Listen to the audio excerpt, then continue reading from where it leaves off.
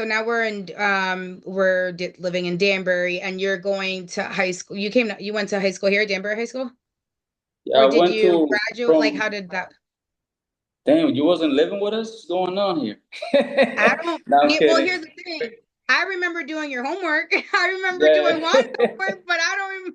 I wasn't. I was. I remember this. You know, it's funny that you mentioned that. I remember that one time. I think it was Juan. I don't think it was you, but I remember. I think it was Bernardo. He was making fun of me, and he was like, Lassie, Lassie. And he was like, you remember that was a big thing that they used to call me Lassie. And one was like, hey, no one calls my sister Lassie but me. I was like, what? Like, what kind of defense was that? I was like, thank you. Like, that was not good.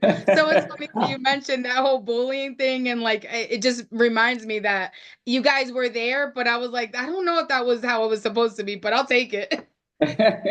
Yeah, because But yeah, when you brothers and sisters, you play fight and you talk stuff to each other. So it's like you want to still be allowed to do that. So you're like, okay, if you hear me say that to my sister, I could say it, but not you. You know what I mean? right, You can't say it just because I say it. So you got to right. put things in their right place. You know.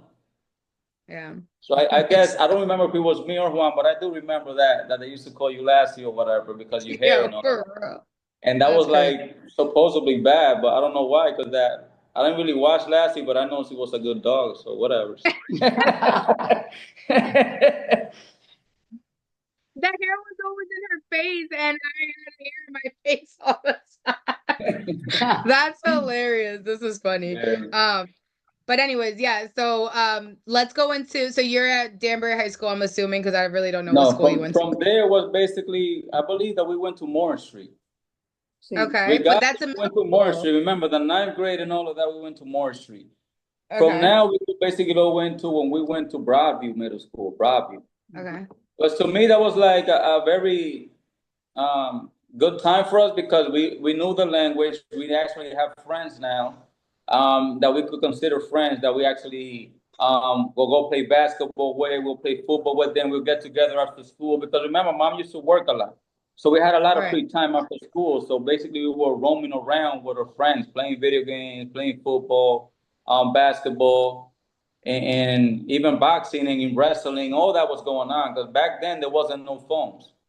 You know, you had to Did you go entertain yourself. to? Did you used to go on that red bus? Remember that red bus that would come and pick us up at Eden Drive, and it would take us to. Blockbuster, I think. No, she's talking about a bus. Oh, No the bus. bus. Oh, okay. Yo pensaba que era You de remember that bus. red? It was like a red van that would pick us up, and it would take us to the Harambe Center. Do you remember Ah, that? yes, yes. Uh huh, uh huh. Yeah. Did you used to go to the Harambe Center, right? Yes, yes. Uh huh. Okay, so you were doing all that. So dang, that's crazy. The Harambe Center is still there. But anyways, that red bus I don't think goes around anymore. What kind of we're in high school, but you went to high school eventually. What high school did you go Yes, to? of course. I went to Danbury High. So you did go to Danbury High. Did you graduate? I graduated in North Carolina because I did like 2 years in Danbury High, and then mom moved to North Carolina, so we had to go over there and finish up. Now I have a question for you about that period of time. What kind of music were you listening to around that time? In high school, Yeah, in high school. What kind of in music were high you listening? school, we were listening to a lot of rap, hip hop. A lot of hip Um, hop. yeah, my brother used to like more like, and I don't want to say it, Usher. but yeah, he'll listen more to like R&B. He was Yeah. more like an R&B type because one used to sing a lot. He used to have a good voice. I wouldn't say had. I'll say he still does, but I don't know. Yeah. But he used to sing a lot, and Juan wanted to be like more like a pretty type. Even Yeah. in his dressing style, and I used to be more like I used to like rap a lot. I used to You like used to like more rap. like You know what? I think there's a few. I think you probably have a few old pictures. I remember the way you used to dress too, Carlos. You were on some like baggy clothes and the bandanas and like all this, like, look at me, So like we definitely have to find a few of those pictures so we can like post it on our Instagram so people can see like what we're talking about. Because believe it or not, my brother was a little bit of a little Eminem star or something. Like he was so nah. on. See, Juan used to like Eminem, and I know he used to listen to rap, but I wasn't really an Eminem fan. Really, till this day, I don't really like Eminem like that. I'm more of Really? like nah, I don't really like Eminem. I didn't like that goofy rap. I liked that tough rap, Oh, yeah, yeah, yeah. like D Block or Dipset or DMX, Tupac. Like I listened to rap that was more aggressive. That Mm, was more aggressive because when I was young, I always wanted to be strong.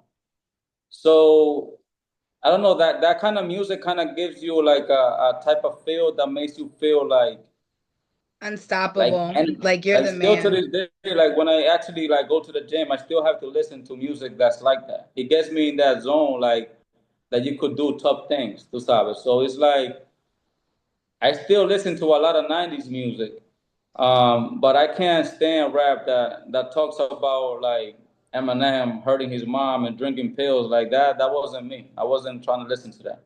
I more listened to Mm, rap that was talking about loyalty, respect, like deep like money, power, respect. Like they was telling you like okay, respect, money, loyalty, like honor, things like that. It was something that yeah. I kind of like, and that kind of rap. And then also talking about like Tupac, like talking about things like Dear Mama was a good song, and like things that had to do like even Hit 'em Up. You know, everybody knows Hit 'em Up from Tupac. Like that kind of music that was aggressive, but it had a theme behind it. It wasn't something that just sounded like it was rhyming. It had some type of theme behind it.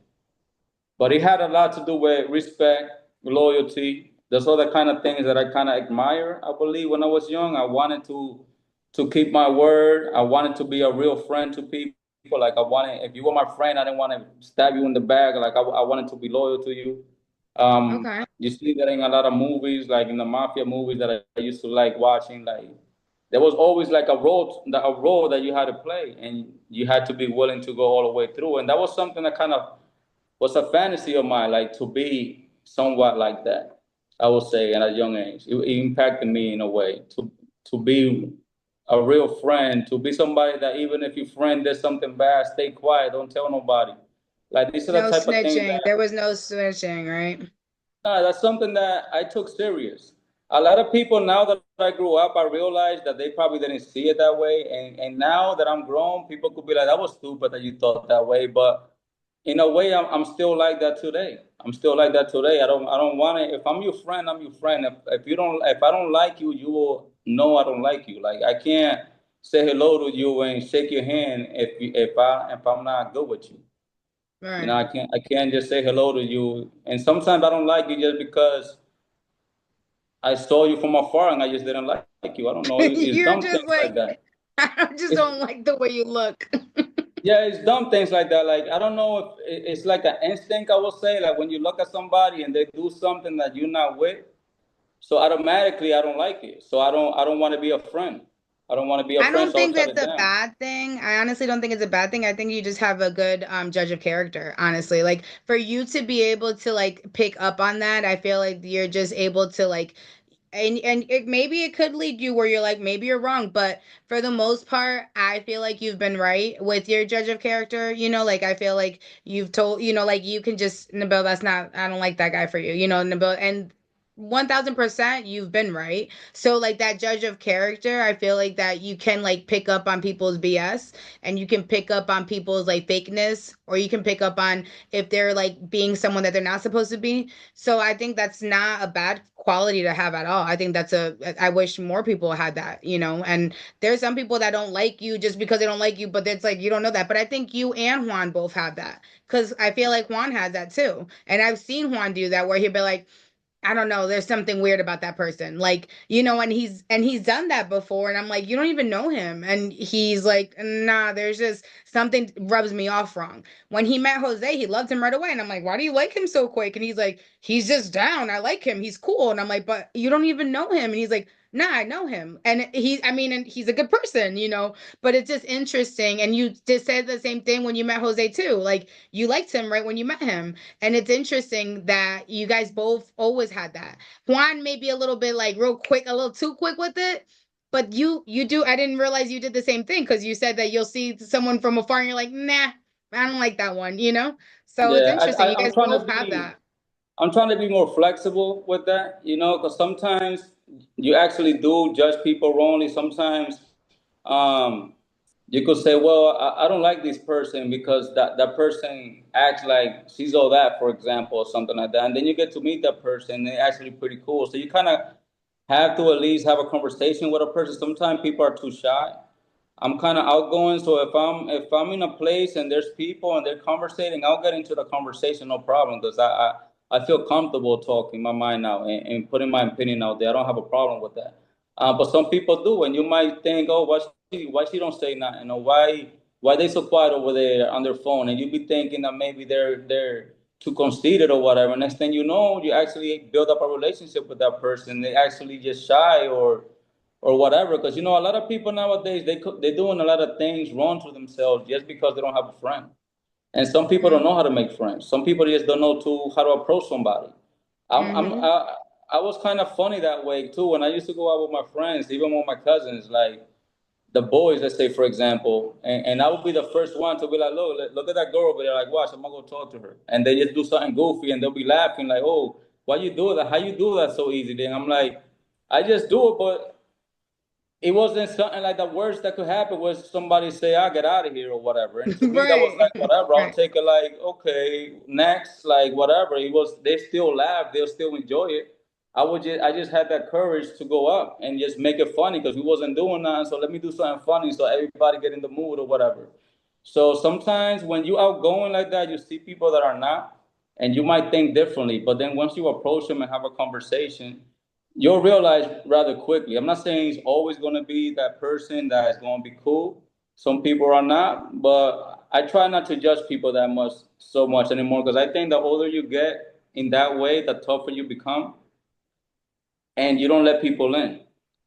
I And I agree. and I and it's hard for me to actually like make new friends because I'm more focused on keeping the ones I have.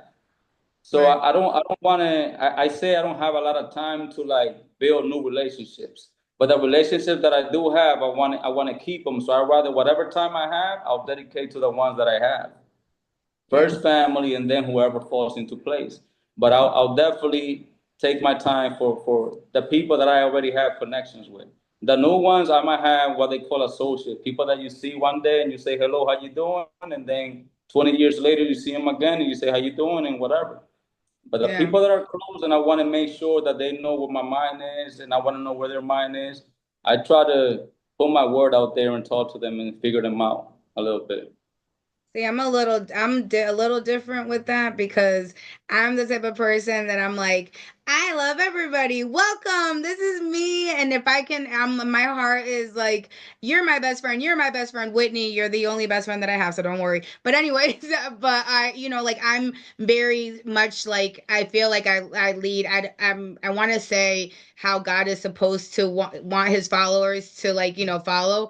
I'm more of a person where I wish I was more like you in the sense that I am a little too trusting. And mommy says this too much. She says, your heart, she's like, she looked at me one day and she said, you really do have a pure heart. And I'm like, oh, that's a good thing. She's like, it's supposed to be good, but you're too pure. Like you really think people love and have those values like you when not everybody is out for you for like good intentions, right? So like my intention is to make sure everyone has a place, everyone has love, everyone has a place to like come to like speak to me if they need anything. So I'm the type of person, if I meet you in the street and you need help, I'm gonna give you my last dollar. I'm gonna help you. I'm gonna give you, if you don't have a friend, I'm gonna be that friend for you. So I can be a little bit too loose with my trust, where I just trust you until you prove to me that you're not trustworthy. So that's how I am.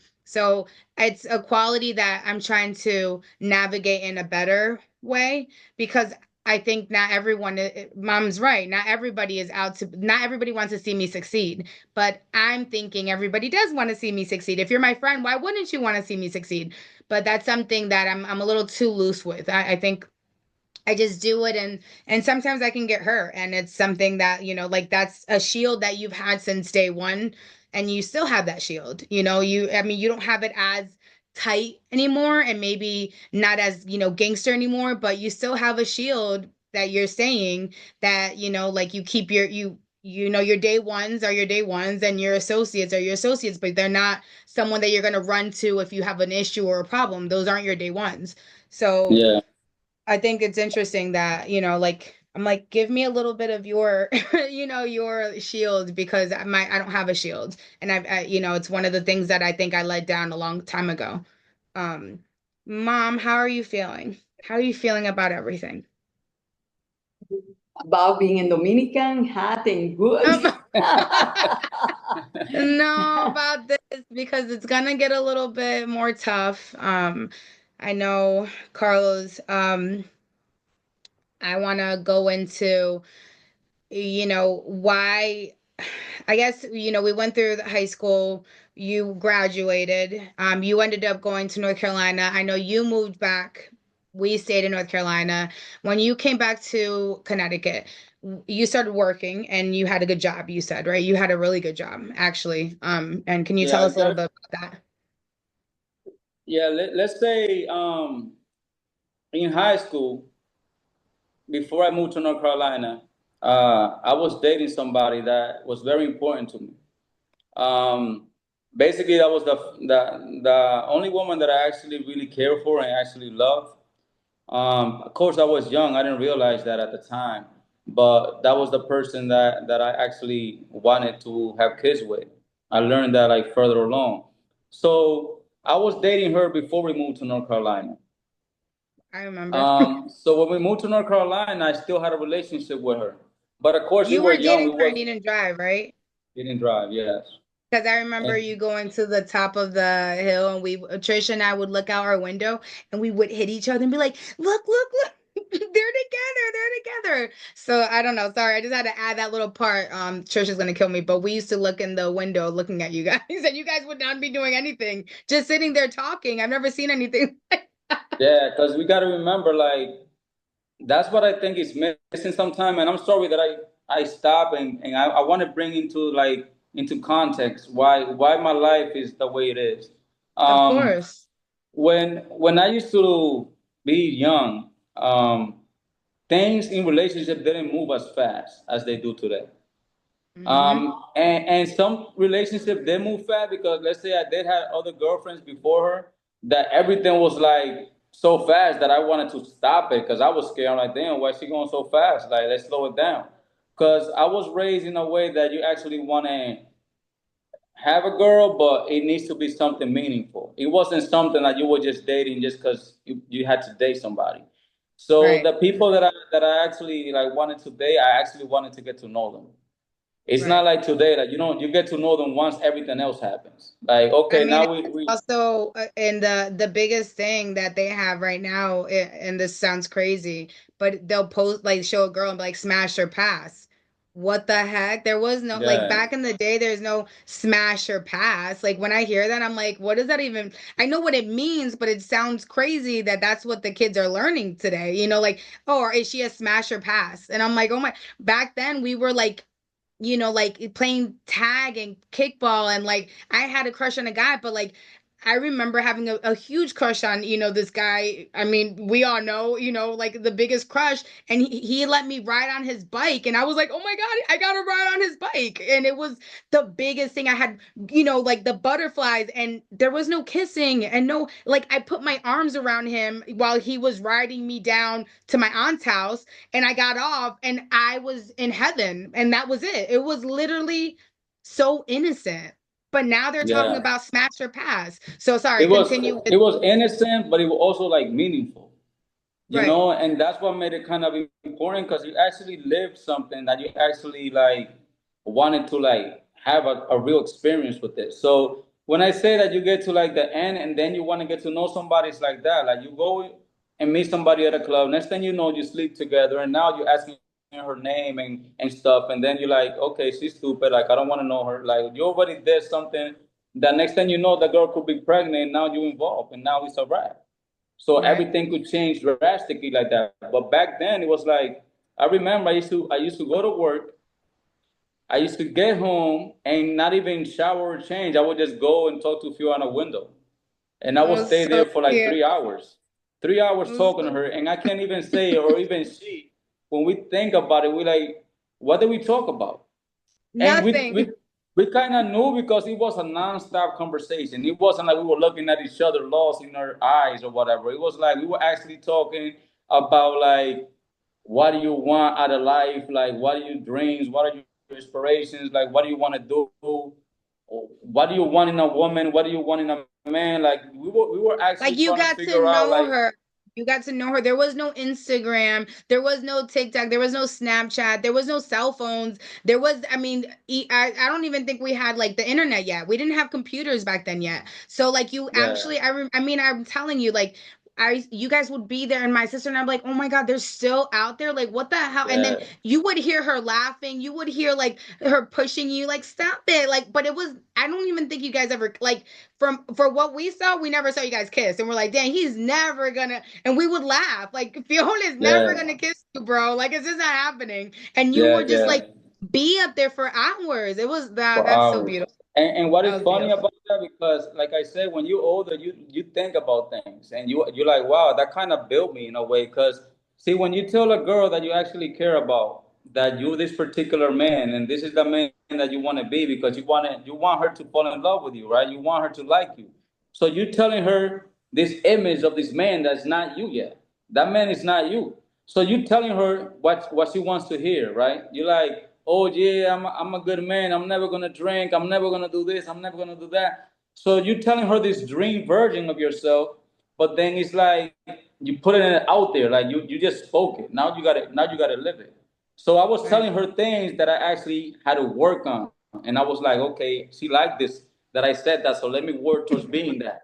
So it was That's like changing me in a way as well. And then she's a very strict person, so she kind of molded me like in certain things that maybe if I didn't have a girl like her, I would have gotten real lost. Cause a lot of girls accept a lot of things from guys simply because they're the man or whatever. So when you have so much flexibility, you just commit so many errors. But when you have somebody that if you step there, if you play me, or if you ever have a kid or anything like that, it's over. Like you thinking about it, like nah, I'm not doing this, I'm not doing that, because she's gonna break up with me or whatever. So it keeps you in line in a way, even though you still move along and do things that are not correct, but you always fall into place because you have a barrier. You don't have yeah. just this unlimited access to do whatever. So that kind of plays out again because nowadays, everybody just wants to make everybody happy. Before, people wanted you to know this is how you make me happy, do this. And then you telling them what you want them to do so they could make you happy. But now relationship is like, what do you like? Oh, I like to do this, I like to do that. Okay, I'm fine, you could do it. I like to do this. And you like separating, doing whatever. And then you get back home like it's all good. And then that's why everything falls into place because you don't have a guideline. Like this is what us as a relationship have to work towards, and this is what we're going to do. Yep. Um, Again, let me go back because just my thought process of thinking what I want people to understand. There's a lot of things that when you're young, it affects you, but it affects you in the long run. Because now that I see the person that I am today, there's people that are involved in planting little seeds here and there. And now that I'm growing, I'm maturing, those seeds are like giving fruit, but they were planted long ago. I just lost Hmm. track along the way. And that's why I talk about it the way I do. That's why I tell you about this particular person, which is my wife now, because she played a big role in my getting it together, Hmm. as well as other people in my life that were actually people that were mature enough to understand, like Carlos, you're going the wrong way. Like, what are you doing? Or they saw something that for them was like, Carlos is not doing right. There's something wrong there. Because a lot of people are, again, trying to do their best to provide. A lot of people are trying to do their best to make sure everything that supposedly you need is there. But then there's certain things that you need that are more than money and material things and entertainment. You need somebody to actually tell you when you're doing right and when you're doing wrong. And those people are very important in your life, especially when the wrong could affect you permanently. If it's something that, let's say, when you tell your kid, oh, you're gonna get burned if you touch the stove, You tell them three times, at least me, and the fourth time I'm like, watch, I'm gonna let him get burned. They're not gonna burn like their finger off. They're just gonna it's hot. So automatically you told them three times, but the fourth time they touched it, they get burned. It's not something permanent that's gonna affect their life. They're gonna learn from that, and it's cool. But when it's something that you know, oh, if this guy ends up in jail or if anything like this happen, the consequences of that is permanent. It doesn't matter even if you stay in the United States, it's still going to affect you when you get out. You're not going to get a job as easy as somebody that doesn't. You're not going to be looked at as somebody that's honest, even though you are. You have to work harder now. You have to build something different, or you're going to have to go and do the same thing you did before because you don't have the discipline and the maturity to actually fix whatever needed fixing. That's true. No, that's a good point that you just made. That's actually a really good point that you made, especially the point that with the there's a lot of things that we try to shield our children from doing, right? Like when they're playing on the playground and you're like, no, if you go on that, you're gonna fall. You're gonna slip and you're gonna fall. You're gonna slip. And Jose will be like, babe, if they slip and fall, they slip and fall. Let them slip and fall. They're gonna Yeah, get a scratch. It's gonna hurt. Okay. But what you were saying with the bigger consequences, it's true. Once you get locked up, you're lucky if you can get a job at McDonald's. Like I think the only place that really hires with people with like a criminal background is Goodwill. And that's, like, and that just ruins your whole like future. Your whole future, especially when you have a good job or you have something going good for you and you go and you do something that you're not supposed to do because you want quick money or you want something, fast, you want an income like this, it's not worth it. It's not worth it. We're not, and then you're supposed to make money, but you're supposed to make it the right way. There's reasons why you have to go to school. There's reasons why you have to get an education and get this, if you want to do a trade, get into a trade school. There's reasons why there's steps that you're supposed to take in order to have if you want to have, bigger dreams or have your own business, there's ways to do it. But there's other ways that, unfortunately you ended up taking, and the outcome was exactly what you're saying the outcome ended up to be. It's something that's yeah, permanent and it stuck with you, and it's still something that it is stuck with you, and it's something that you listen to it and you hear so much, and it doesn't stop, like it doesn't, the cycle keeps going and going and going, so yeah. if I mean, we can go ahead and go straight into it if you want and talk Yeah, about. before I get to that part, I guess I gotta go into this one. When I went to North Carolina, I All right. loved it over there. I actually liked it over there. I thought it was like a nice place to build in. Um, I always thought about having like my own business and doing my own thing. So I looked at like the potential that North Carolina had, at least in that area that we used to live in. Because it was North Carolina, but it was Cary, North Carolina. So it was like a very like country town, but So it wasn't like so Raleigh. boring. Oh my It god. wasn't like Raleigh, North Carolina, which is basically like buildings and like everything. That's like the That's like main the city. city, right? Raleigh Exactly. is like the city of, like, it would be like if you were going to like New York City, like it was like their own little city. So Raleigh was like Exactly. where you can go out and do things, and I think the mall was there, but Cary was more like of a hometown, right? Yeah, it was Where like you a can build, like what you're hometown, saying. and it was like that. You see a lot of when you think in business, you see that there's a lot of business that weren't even there. There wasn't really nothing there. It was like a supermarket and a couple of things, and that was it. It And was so far away. Everything was super far. It wasn't yeah, close. It was so far. but then in school, we had a good time because the people were nice. The people there weren't in like Connecticut. Like they actually wanted to be friends, and they're actually like they wanted to get to know you. And we were like the only Dominicans in the whole school, so they wanted to know what Dominican Republic was and what is it, and you had to explain to them, and you felt like you were like okay, like everybody want to know you. They want to know how is Dominican, and we'll say it's like Puerto Rico, but it's different because a lot of people know Puerto Rico. And a lot of people there didn't even know what Dominican Republic was. And for us, that was like, what? Because in Connecticut, in Manhattan, Dominican, that's like saying you from the USA. Like everybody knows, like, okay, Dominican, like whatever. But for them, that was like, oh my God, Dominican, like, Exotic. And Carrie, it was like, oh my God, they're so exotic. And I remember yeah. Trish ate that up. She loved it. And I remember they used to call me Little Trish. They didn't even know my name. They were like, oh, who's that girl? Oh, that's Little Trish. That's Little Trish. And I'm like, what? I'm Bill. Like, what are you talking about? But I remember it was such a, it would be like Trish would come home and she'd be like, Nabil, we're so exotic. And I'm like, ew, what is happening? And then she's like, yeah, and I was like, we're from Connecticut. She's like, I'm not telling anyone we're from Connecticut. I'm like, really? I was like, what are you telling them? She's like, I tell them where I'm from. And I was like, you are not telling them that you're, she's like, yeah, I tell them I'm Dominican. And I'm like, you, what are you talking about? Like, and then she's like, oh, and then I was like, what do you tell them? Like, where were you born? She's like, where I was born in New York. So I tell them I'm from New York and Dominican. She's like, ooh, I'm like, ew. So that's funny. That's funny Yeah. that you're saying that. So the reason that I mentioned North Carolina before I actually go into what I did in Connecticut is because in North Carolina we had some friends, Right. um, and two of them were from Puerto Rico. The youngest one that was my friend and was basically my age. He was innocent, just like I was, in the sense of like not knowing anything about drugs or anything. Um, so we used to like Dragon Ball, like you were mentioning earlier, and we used to just draw like Dragon Ball, watch Dragon Ball, talk Dragon Ball. We didn't even care about nothing else. That was it.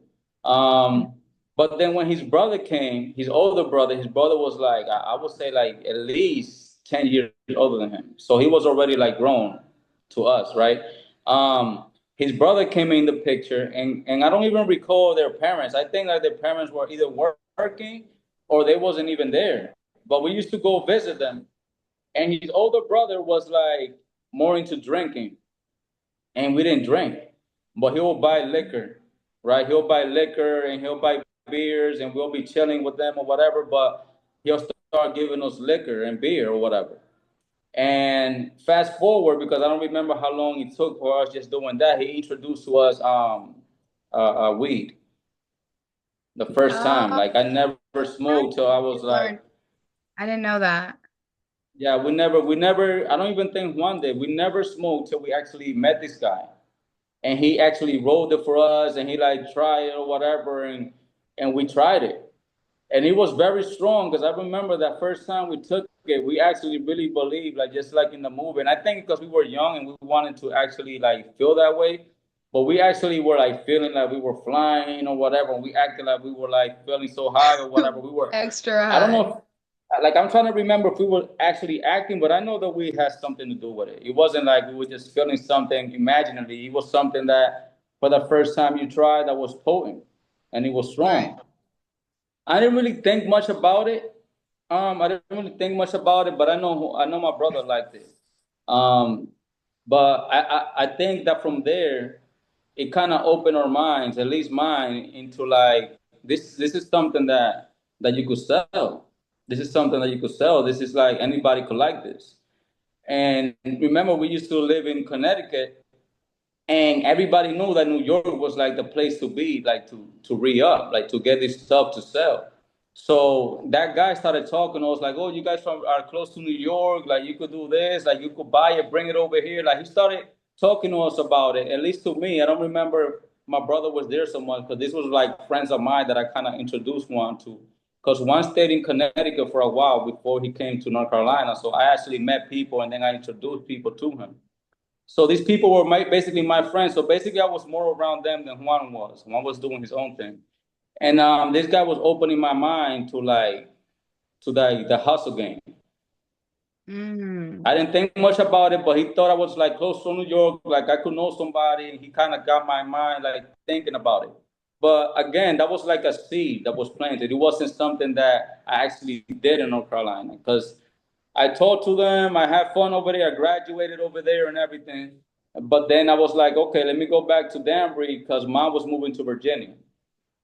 And I didn't want to move again and start over. And I have feel it basically still like a relationship was kind of like not so great, but it was still there. So I was like, no, let me go back to Danbury.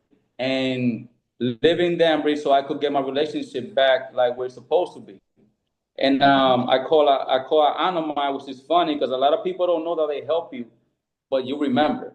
See, an aunt of mine, she accepted me in her home. And when I called her and she opened the doors to her house, I was like shocked because she was one of my aunts that was very quiet and she never really like talked much to me. But as soon as I called her and I explained my situation, she was like, "Just come. What are you talking about?" Like, yeah, you could live here. And to me, I Tia was like, "Oh Edie? my god!" Like, yeah, Is it Tia Tia Edie was Edie? like, Oh, she's yeah, so cute. I knew it. When you said yeah, quiet, I was like, it has to be Tia Edie. Oh. yeah. And what's funny is like I mentioned this to her when I was here already deported, and she was like, "You live with me?" And like, Tia, how do you forget? I don't remember either. She did it like so out of her kindness of her heart that she actually allowed me to live in her house. I So don't know cute. how long it was because I moved rather quickly, I believe, from there. But just her accepting me in her home, that was something for me that was very like crucial and important for me because I didn't That have a was like a place to go to. pivotal moment for you. Yeah, Aww. and it showed me that she cared. It Mm. showed me that she cared because to me it's like okay, I'm going over there because I'm still like I'm liking this girl, but I don't. People not taking me serious. I'm young. They're like, okay, Carlos, you like Fio, so what? Like you know what I mean? It's not. But she You're was like the young. only one that was like, okay, you like her, like come home, like yeah, come here, and she was cool with it.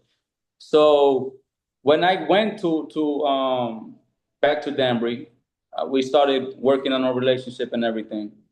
And I started working. I started working regular. I remember I used to work at the Amber Square Box Company with my uncle. I used to work there. That was one of the first jobs I actually got back when I went into Danbury because my uncle hooked me up with the job.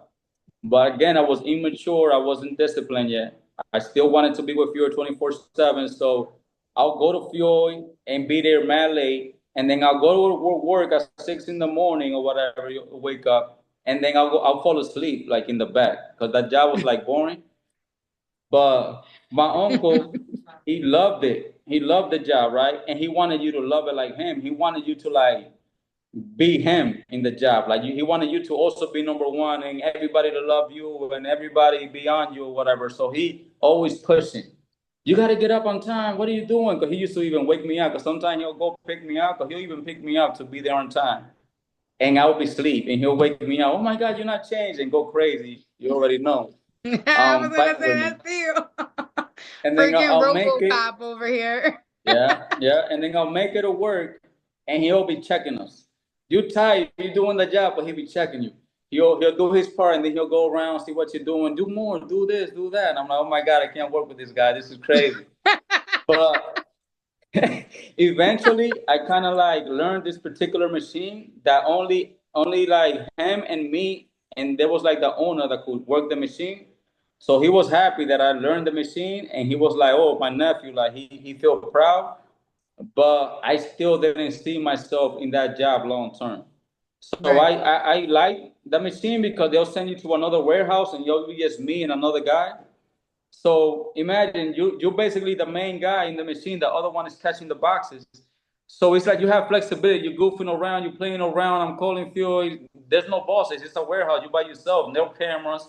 So I'm living it. I'm getting out early. Go see fuel. I'll go eat. Like I wasn't doing it like I'm supposed to.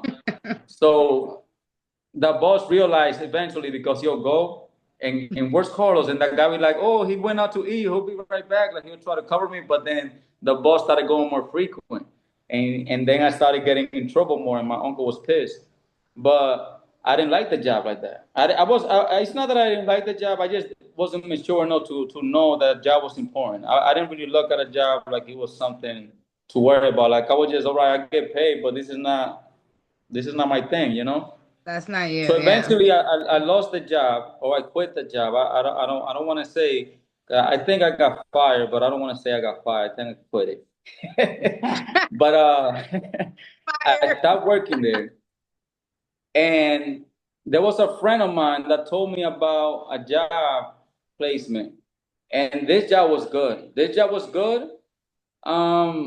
They pay well. They had opportunities of growth in the job. You actually felt like you were making a difference in the job because you were working with kids. So you felt good at the job. You actually did enjoy the job because you actually felt like, oh, these kids doesn't have their mom and dad, and these kids, you're basically the one that's taking care of them, and they are like complicated kids because they don't have their mom and dad. It's like I would say there was like 12 kids in a like a group home or something, right? And most of them take medication. That was one. I remember I used to like later on administer most of the medication because I actually grew in the job and took like certifications and went for schooling or whatever. So How old were eventually you? I want to say I was like 20, 26 maybe, Okay. So 27, you're in a something high, around like, there. paying position. Yeah, You're like in and I a was high rank at this point. yeah, because I was working. I believe it was a supervisor, but every ship had like one supervisor in the job, right? And you had like five other people below you that you actually told them what to do, like what part to play, what kids to stay with, what are we gonna do, who's gonna cook, who's gonna make sure the kids shower. Like you had to basically plan out the whole day and have a structure of this time we do this time we do that. But again, I actually liked the job because I did feel like I was making a difference. Along the way, kids liked you, they respected you. You were the one that was playing with them and got to know them and deal with them a lot, and you got to actually know the kids a lot. But again, my girl got pregnant. She had a kid. I had the job that was paying well, but I didn't know how to manage money like that. So I didn't feel Okay. like I was making money, even though I was making good money. Because I remember back then I was making at close to like $1,000 a week, and I'm talking to you about that was like in the 2000s. I would That's a say lot of 2000. money back then. Yeah, That's that's in like yeah, like 2000. That's a lot of money back yeah, then. I would say 2000, 2002, something like that. But of course, I was doing overtime. I was working night shift because night shift paid better. If you call out, I'll go in. Like I was locked in. But again, I started living by myself and my girl, my kids. Started buying everything that needed to be bought in the house, paying the bills, um, going for grocery shopping or whatever, and I didn't manage my money. And my girl wasn't working at the time, so I had to take care of the whole house. So I was like, I need to make more money. This is not Mm, enough because I also wanted to save money. I, I I wanted like in my mind, I wanted to make like a living and retire like at 40. I had right. like a time frame in my mind. It was something stupid young because you think 40 is like a big number. But Right. I put that in my mind. I want to have a house and I want to retire and retire in the sense that I want to have my own business and just have people work. I didn't want to work. So I Right. knew I figured like if I keep this up, I'm not gonna do this because I'm not even saving. This money is leaving. Like everything I'm paying is nothing. And it's just that I needed to manage my money. If I would have managed my money correctly, I would have realized that I was getting paid well and my dreams could have come true, but with more time, I needed patience.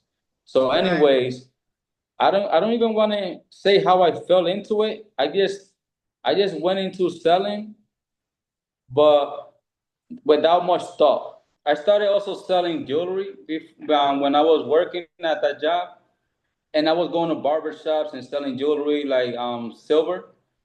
So I started going to New York and reading up, like buying jewelry, watches, and whatever. And I got connected with friends or family members of ours that are like family members from like far, like tú sabes, legítimo, like primo that are cousins, but we didn't even know they were cousins or whatever. So we knew that they were friends of us, but we didn't know that they were cousins. So I started like seeing them in New York, and they were hustling out there. They were hustling out there. So when I used to catch up with them, I noticed what they were doing.